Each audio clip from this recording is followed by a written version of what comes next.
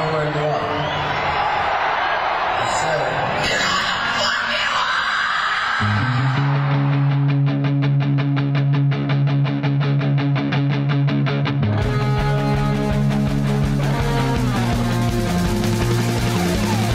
This is Appetite for Distortion.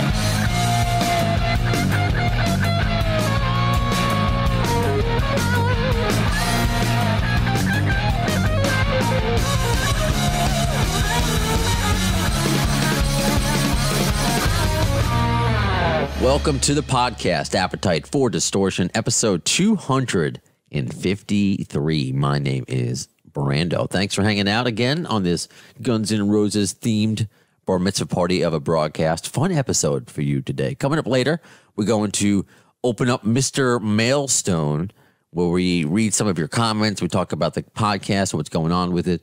Also on the way, because we have two guests this episode. If you read the summary, always read the summary, the bio of the episode. I take time on that if you want, or just be surprised and press play. It doesn't matter, because thanks for listening.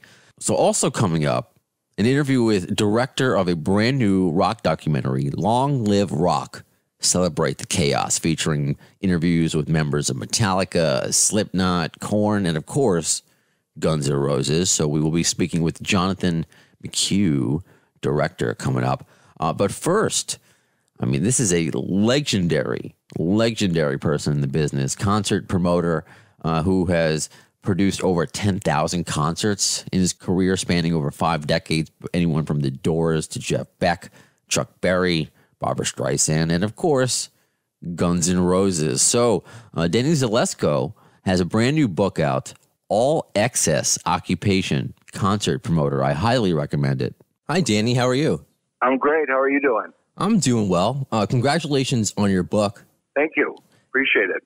It's the perfect book now while we're all missing concerts. We kind of get to relive some of the most famous ones through you. So how long did this take to make? Was this always I guess it was always the plan, but was it always the plan to release when there is no concert, when there are no concerts? Well, I couldn't have had any idea about that. I've been working on this. I've been working on the book for well over 10 years. I found the other day an email that I had sent to somebody with bullet points when I was talking to him about doing a book, and the bullet points had about half of the chapters that are in the book, what I ended up with in the book. So it had been there for the longest time. I'd identified a bunch of stories that I knew I wanted to tell, and I could trigger them just by saying a few words. So I kept those around. But 4 years ago, I was watching Shark Tank one night, and this guy came on. He said he was the ghostwriter. And I called the ghostwriter the next day, and I made a deal with him, and he helped me tell the stories and get them out into a tape recorder and then get them down and typed out and transcribed. And then we edited it for quite a while, and it sat there and it moved around a little bit. It took me 4 years from the time we started it. And then, last March, I was definitely into it. I was going to have it done last year, I'd hoped. But when the bottom fell out of the concert business and we couldn't put shows on anymore that drew people together, it certainly left me with some open time on my hands, and it was as good a time as any to finish it up. And I felt the same way you did. It was nice to have this history and this great, rich color of all this music in my background to pull me through the last year and think about all the good times we've had and look ahead to, more in the future. Well, it is the perfect book for now.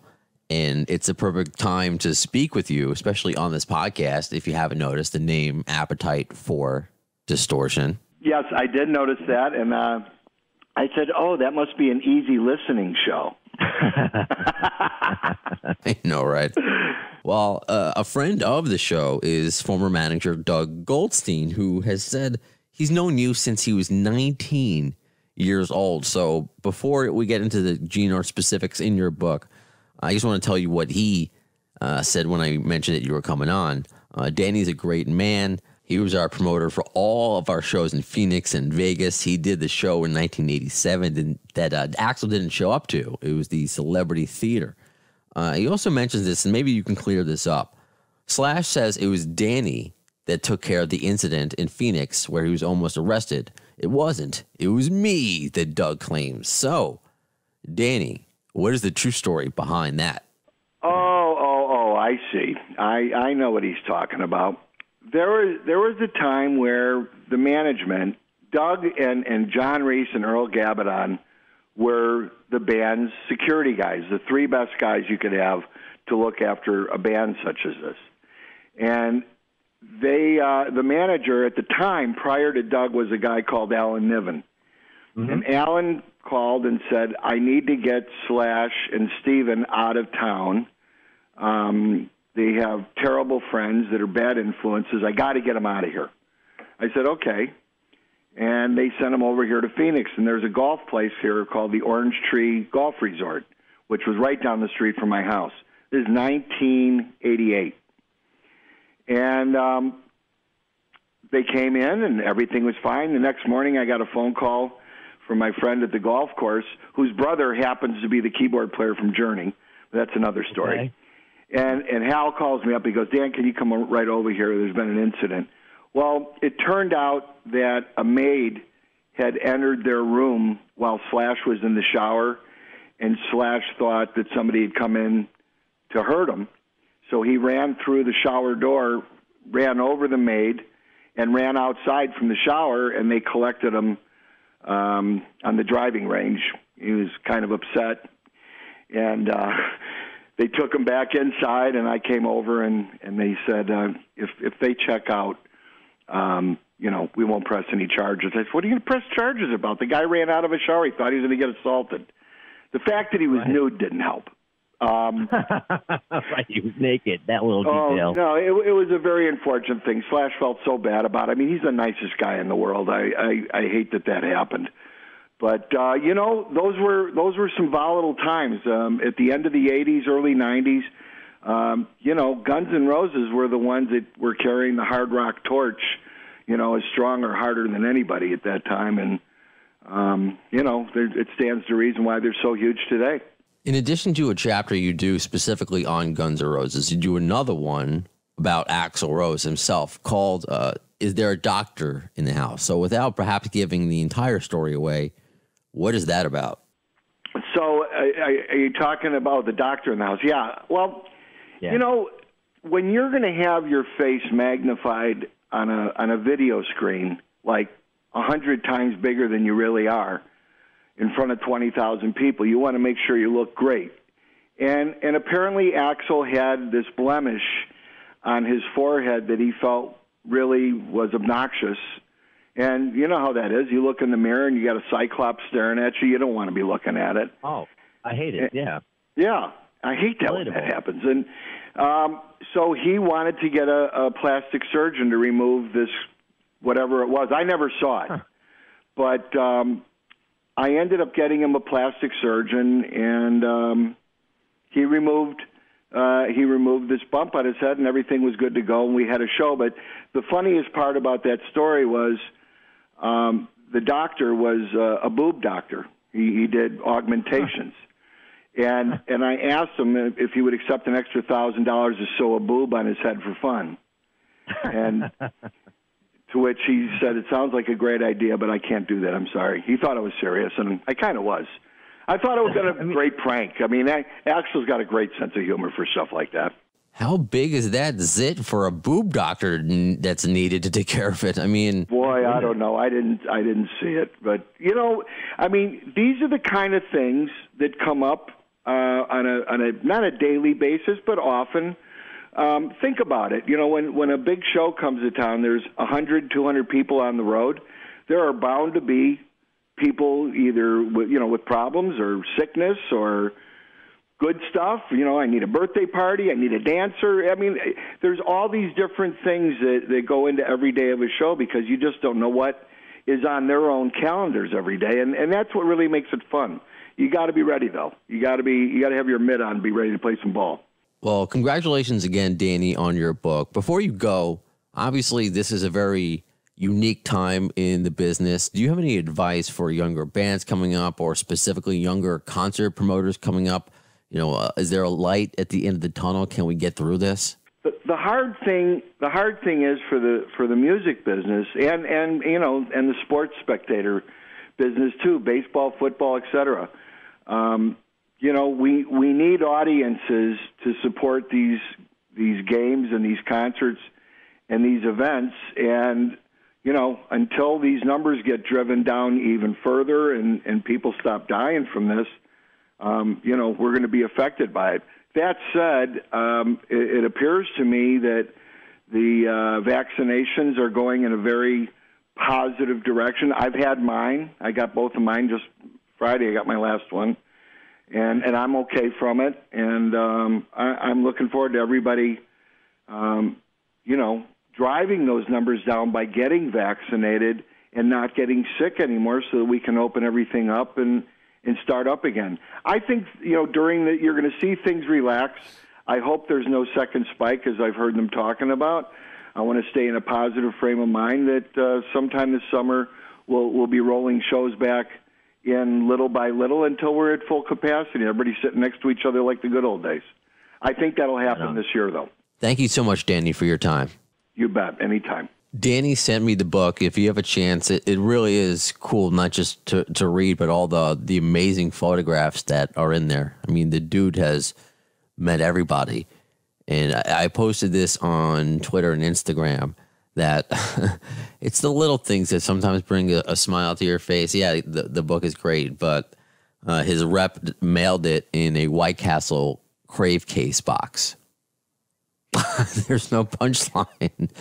I mean, it came in another box, but when I opened it up, it was just like wrapped in a Crave case box, which right now lives behind me on my couch because it's like shaped like a boombox.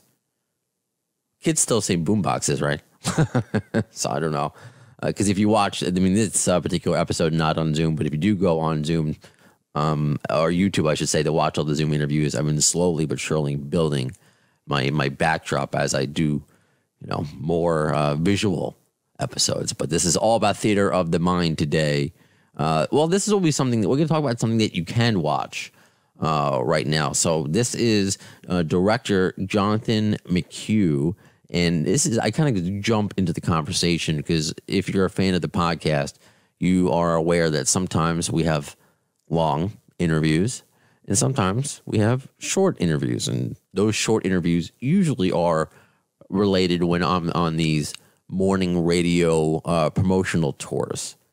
And you just got to jump in and then jump out. And an interesting change actually since the pandemic, many people are, instead of using their phones to talk to celebrities around the country, but they're using Zoom instead, even without the video, so better quality. So we're gonna jump in now, and just an FYI, my Zoom picture. We talk about that before we get into anything else. And is that your picture there with the PDH shirt on?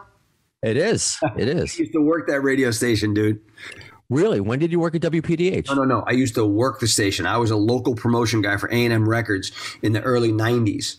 Oh, it's a good segue. I think as you see my picture where I'm actually, it's funny, my program director at Q104 makes fun of me. He's like, you're outside our studio, Q104, wearing a WPDH shirt with Bob Saget. None of this makes any sense. So Saget, interesting story. So Saget and I go to the synagogue, and here's the guy with the worst potty mouth in history. Used to shul, like getting all Jewish and whatnot with me.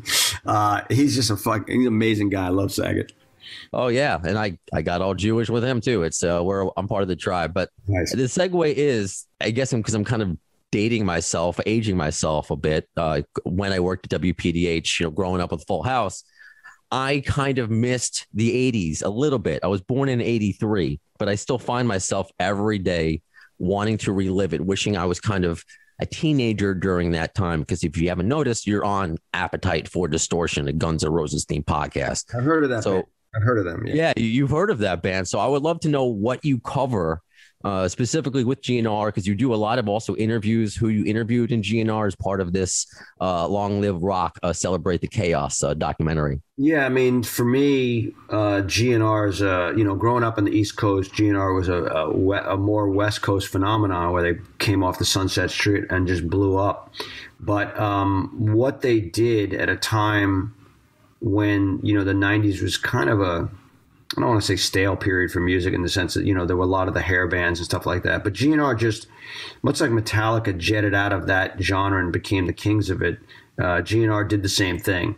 And that record, Appetite, was just so ridiculously good that you couldn't, even if you didn't like that music, you couldn't put it down. It was just too good. And so for me, we had to have that represented in the movie. And Duff McKagan was nice enough to invite us to his home and talk about his passion for rock and refute the idea. Gene Simmons may say rock is dead, but I just go, come on, man, what are you talking about? We're playing for 70,000 people whenever we go out, so I don't think rock is dead. I don't know what pop artists are playing for those kind of numbers like we are, but right. So Duff covered some really interesting stuff in the film, and basically there was, in this movie, it was really made as a love letter to the fans, a movie for the fans, by the fans. Because like I said, you missed the 80s, unfortunately, but, you should have been in the late 70s, bro, when I was 12. And my shows were Kiss with Blue Oyster Cult. Next one was Led Zeppelin at the Garden. And then the third one was Black Sabbath at the Garden, followed by Aerosmith and Ted Nugent at the Providence Civic Center. Those are my first 4 shows, right? All late 70s. So when you get indoctrinated in that, you never look back, right? As far as being a rock kid. And that was the only form of music ever, right? For me, it was rock. And then as you get older, you morph into a number of different genres that you like. But then taking me back in the 90s when Metallica showed up and I'm at Elektra Records, where I meet my producing partner, Gary Spivak, and we're tasked with taking Metallica from rock radio, #1 rock radio record to top 40. Now, everybody knows that Enter Sandman is one of the greatest records of the last 30 years, whatever, right? But try getting it on top 40 radio in 1991. Like, they didn't want to hear from you at all. And that was a true challenge to cross something over. And because Metallica was competing against the stigma of, we can't play Metallica. Why? Well, because they're Metallica. What does that mean? Like, break that down for me. Well, my station manager won't let me play Metallica. Has he heard the record? Yes, but it's Metallica. So I was like, we would come up with stuff like, we would send vinyl, white label, with no name on it. Saying the song Enter Sandman, no name. So I was like, hey, I just sent you a white label. It's a new artist. It's a song's called Enter Sandman. And they'd be like, wait, this is Metallica. I was like, I don't know if you can say it on the white label. Why don't you just play it and see what your fans think? See what your audience thinks. Put it on it. Don't judge it. Don't judge it before you, exactly. At first. And so the movie is really about, you can't judge a book by its cover because you just never know who these fans are. And, whether it's the dentist who just saves up all his money and rents a plane and goes to shows, or, the architect who runs this this ragtag group of fans that meet up at all these festivals named G, or the correction officer in the movie who meets a guy who's in jail who just loves to rock, and then they become friends at a festival years after. Like, you can't write these stories. They just are what they are. And you want them to stay around because I tweeted the other day, because as Pepe Le Pew gets canceled, it was a picture of Slash wearing a Pepe Le Pew T-shirt. And who would have thought that would have been maybe the most controversial thing that he's ever done? I say that facetiously, of course. Right. But I want this decade highlighted because it can never happen again. It could just never happen again. Before we go, is there, I guess, one specific thing you're excited for people to see, like one specific interview that you can't wait? I want to talk about Duff because this is a GNR centered. Sure. So in Duff opening up about his addiction and how his pancreas burst and literally had one button for morphine and one button for plasma, whatever it was that was saving his life. And then we juxtaposed that with the guy I was just telling you about who was in jail, who basically OD'd. I'm sorry, he got stabbed selling drugs. And because he was on Xanax, he went into like this calm, suspended animation phase, and they were able to get him on a helicopter and life flight him and save his life. So that we even have him to tell a story. And you juxtapose him and Duff talking about their struggle, the back and forth of it is really kind of haunting for me to still watch to this day. And I've seen it many times. So, Okay. Duff, if he's listening, for sharing his story with us, because it really was a powerhouse way to, for this film to have him in the film. And thank you for covering that, because in addition to GNR, I often talk about mental health and recovery and addiction. So that's great. So this is obviously a must see for not just, Guns N' Roses fans, but all fans of the decade and rock. So thank you so much for your time, Jonathan. Yeah, and I hope we get to do this again. Have a great day and keep on rocking, bro. You got it. WPDH for life. Yeah, you're right. That was fun. And yeah, WPDH, it just seems like so long ago. I'm not sure, how many of you are familiar with that legendary station, Heritage Station in Poughkeepsie, New York. But that's where, my radio career, I was just happy to work at a place that plays Guns N' Roses, and I got paid to talk about Guns N' Roses, That's where my career was, working at, and it still is, classic rock station, and just enjoying talking about GNR. And during that time, just to think about all those years ago, there's no way Axl and Slash were ever going to get back together again. And then flash forward and look where I am now career-wise, and look where GNR is career-wise. So it's always fun to connect with people about, the radio, as they say. But right now, I actually want to connect with you, the listener, in a segment we like to call Mr. Mailstone. Here's the mail, it never fails. It makes me want to wag my tail. When it comes, I want to wail.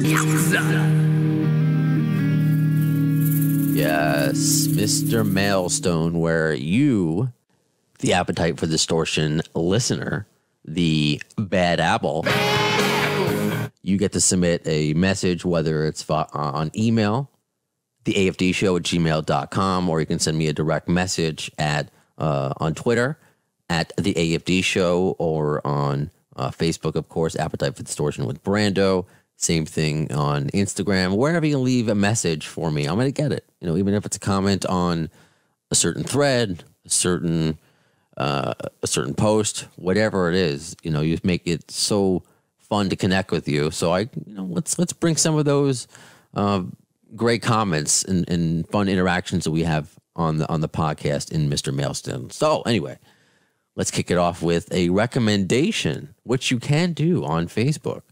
So if you haven't yet, and if you like what you hear, you can go to, and you could rate 5 stars. You could write a recommendation on Facebook. So this is from Freddie Push, I believe. Brando is an amazingly funny interviewer and a great guy. Asks great questions, keeps the listener and interviewee interested. Funny as well. He said funny twice, but I'm not going to correct you. I guess I just did. Makes for a great listen, and an hour at least well spent. Any, and I mean any, GNR-related person he has interviewed or will interview shortly. Amazing guy, 10 out of 10. And the theme song rocks. That's one of the nicest things anyone has ever written about the podcast. Thank you, Freddie, so much for that. Of course, before I forget, the theme song, of course, courtesy of Mr. Mike Squires from Duff McKagan's Loaded, who was working his butt off on his Couch Riffs podcast. You can check out his YouTube page where, he's musically talented. He puts together these great musicians for these awesome covers. You know how people do now in Zoom, different parts of the world, and you put them together and it sounds perfect. That's what Mike Squires has been doing. But anyway, Freddie, thanks. I try to be funny. There aren't many things that I'm confident in life. Funny, I know I they're not all winners, but I know overall I'm going to end up making you laugh, before it's all said and done. So thank you. Thank you, Freddie. This is a comment from a diehard listener. He's written many a question to listeners, to guests over the years, and helped me out, with just great content, what to bring to the show. So this is from Andrew, Mr. Mac from Ireland. He goes, "Hey, man, I'm listening to the John Densmore episode right now," which, FYI, you can also watch on YouTube. "I got to say, the fan obsession chat is really cool. Really interesting to hear how a young fella got into GNR as opposed to us who were there when it kicked off. Good work, buddy." Well, thank you. Thank you very much. So, yeah, of course, fan obsession. Fans. That's been one of the best parts of doing this podcast, has been talking to you, the AFD show listener. And I think early on we did it. The first episode might have been, or the first time we had a fan on to be interviewed about his story might have been Sir Kevin, also from Ireland, and just about his story about growing up and how GNR helped him escape from, a tough home life. And I still get people citing the big story. And I use this in conversations when I tell people I interview fans. And yes, we can just geek out and about your collection, all that great stuff. But Tomislav from Croatia, who fought in the Yugoslavian war, taking a Jeep or his vehicle across a minefield while listening to Appetite for Destruction in his cassette tape, because he could die any second. So might as well die listening to Appetite. So yeah, that certainly set the bar early on. But yeah, what Andrew was talking about when we had Johan Peterson on the show from Sweden, he's 21, I believe. And yeah, that's something that both Scotto and I, when we started this podcast, that's something that we always wanted to talk about. I'm only a couple years older than Scotto, and I'm, young, I guess, in the GNR world. When I became a fan, they were already broken up. And, Chinese wasn't out. They weren't touring. It was just a stale, dead band. And I never experienced anything, when I became a fan. I certainly didn't grow up with GNR. And then you talk to Johan, who is much younger, who finds them through Chinese Democracy and works his way backwards. So that is something that we're going to continue to do, absolutely, because I've had many instant messages like this is AOL, direct messages, private messages, wanting to be on Fan Obsession. So, let me just shout out some people because it hasn't happened yet. I like to do these, like we're doing Mr. Mailstone now, elongated, when we have these shorter interviews to make a nice complete episode. So this, because I also get band requests, which is fun. So shout out to Leo. I don't want to butcher your last name before we actually speak, but Crimson Wing, I'll give your band a shout out. So we'll do that for Appetite for Discovery. I just want to bury Appetite. That's the goal. Bury Appetite. For Discovery. I am so glad that the majority of you love these sound bites. Oh, I added this one, by the way. Axel is cool. I can't wait for Beavis and Butthead to come back. Axel is cool. Yeah, they usually shit on Axel, but I wanted to save that one. Oh, Mike Judge, that would be a dream interview. Anyway, but I digress. So thank you, Andrew, for your compliment and enjoying the Fan Obsession interview, because that's part of it. I always tell people that. Yeah, I get really cool stories from rock stars, from celebrities. That's not, let's not cut you off. You have a great story. So if you have a great Guns N' Roses story, or just want to talk about the band, talk about a great concert experience you have or had, just message me and we'll make it work sometime down the line. Does that sound good? Yeah! And also, as Mr. Mailstone continues, I got to give a shout out to two people I'm very flattered by the messages and requests that I got to be on their podcast. So, State of Amorica podcast, all about the Black Crowes. When they reached out to me, a fan of this podcast, I was flattered and I was honest. I'm like, I like the Black Crowes. I just don't know that much about them. I don't have a GNR level of knowledge about the Black Crowes. I could certainly hold my own, but I need to admit, maybe it was like a year or so ago, I finally found out that it was an Otis Redding cover, Hard to Handle. I had no idea. I admit that. I had no idea. There was a Black Crowes song until maybe like a couple years ago. So, and I admit this, I'm like, I don't want your fans to think I'm a fraud or a poser. I'll be honest about it, but they didn't care. So thank you to them. I don't think the episode is out yet, the State of America Black Crowes conversation, but talking about the Crows, the podcast, GNR, of course. This episode is out, so thank you, this podcast, Garrett Smith Music, if you want to check that out. He has been a great listener of this podcast and has asked some great questions for me to ask an interview at times. Perhaps that name does ring a bell, Garrett Smith. So thank you. That episode is out. He wanted to talk to me about my career, my radio career. And yeah, I'm not famous, but my career has been very weird, very interesting. Way too many bathroom stories. I'll leave that as a teaser. So if you want to hear me talk about my career, check out Garrett Smith's music podcast, and then I'll post a link also to when the State of America episode comes out. But in the meantime, thank you to all of you for hanging out on this one, Appetite for Distortion. Again, please follow on social media and follow on YouTube. Follow and subscribe on YouTube. I want to get those followers up, because that's another. I'm kicking myself that I wasn't active on YouTube until maybe 5 months ago. And of course, my listenership is going up there slowly but surely, and people are finding us for the first time. But I finally learned how to do some light, video editing, which just means, like this. You could watch this episode, air quote, watch this episode on YouTube, and I'll throw up some pictures over the audio. But I don't know. I'm a radio guy. You know that. Anyway, so who is the next guest? Well, again, stay tuned for the Miles Kennedy interview. I don't know when that is going to air. It is saved. It is secure. We just want to air it closer to his album release date. Despite it being called the Ides of March, it's being released, I think, in May. I'm hoping it's not going to be a May release for the interview, because I'm eager. Because he said something on there about the Rock and Roll Hall of Fame that I don't think has been said before. About that, experience with him playing with Slash and with Guns N' Roses, essentially. I mean, how's that for a teaser? So, sorry. I can't say anything else. I want the world to experience that interview at the same time. So that is on the way. Also, we're going to be there's a lot of people putting out more hard rock documentaries and books. So I'm going to be interviewing more authors. So that's going to be fun.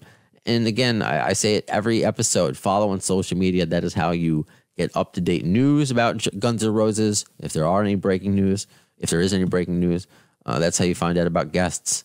That's how you submit questions. That's how you take part in episodes. So follow on social media. I can't stress that enough.